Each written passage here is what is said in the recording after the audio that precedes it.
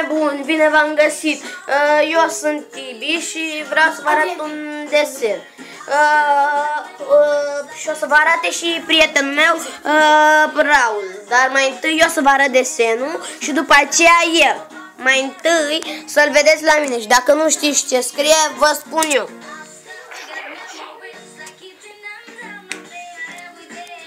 După cum vedeți, este un fel de craniu cu mască de fumigenă, cu niște cornițe, așa că e un fel de craniu diavol, care, după cum vedeți aici la cap, este crăpat.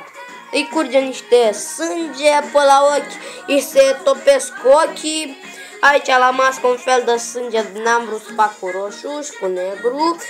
Și aici la scrisul lui ăsta e numele lui, Slender, ca în jocul ăla video, pe care îl știți cu toții. După cum vedeți, l-am scris ca pe un grafiti, așa. Aici are un topor lângă și am scris Whatbear, așa i-am spus eu la nume. După cum vedeți, nu mi-a luat mult, mi-a luat puțin. Pe la grafiti pe aici, după cum vedeți pe aici, pe jos am încercat să fac așa niște picături, așa, dar nu mi-a mai ajuns pagina. După cum vedeți, am trebuit să fac și pe aici. Pe aici nu prea mi-a ieșit, că încercam eu să fac un desen, dar nu mi-a ieșit. Iar acum vă va arăta Raul desenul lui.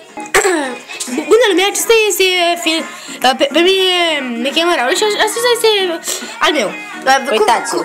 Uitați-mă. Și uitați. Uitați. Aici numele lui este Groaz. Are niște coarne care trece cu fulgere. Și după cum vedeți, a fost rănit cu o... Dă mai sus așa.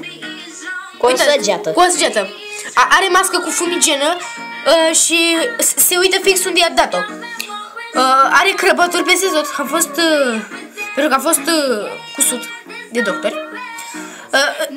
Îi curge sângele și pe aici. Aici sunt vânătăi.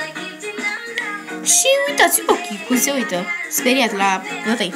Da, se vede, e foarte speriat. Și uitați, am făcut două prima dată. Uitați, am făcut și încă unul. Și primul. Ăsta a fost primul al meu. Aici sunt picăturile de sânge. Uitați-le. N-am avut roșul. Da. Masca cu fumigenă, care cred că e mai șmecheră ca cealaltă. Da, că este mai așa. Da. Aici, uitați. Ochii lui, cu vânătăi. Uitați sângenele. O groază. O groază. Și uitați, e cusut, e... Și are și masca ruptă, uitați. Uitați, are masca ruptă, rău de tot.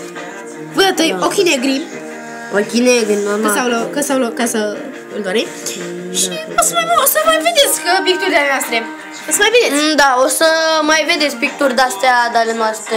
Și, da, de ale lui și de ale mele. Uitați încă o dată pe al meu și încă o dată pe al lui. Al meu eu am făcut doar unul. Ăsta e. Și pe al lui încă o dată și dacă vedeți și mai Chihaș, îl rog eu să se aboneze. Ăsta era cu desenele lui și asta e al lui, să-le lui. Și eu cu desenul meu. Eu am desenat cu markerul, după cum se vede aici. Eu am desenat cu cărioca. Da. Și de-aia mi-a ieșit prea bine. Hai, ne vedem data viitoare. Pa!